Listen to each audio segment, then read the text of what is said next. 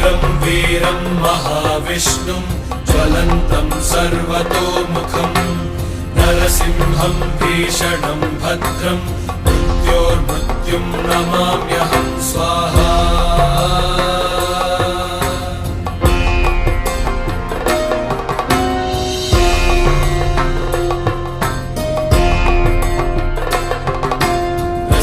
कवचं वक्ष्ये प्रह्लादेनोदितं पुरा सर्वरक्षाकरं पुण्यं सर्वोपद्रवनाशनं स्वाहा।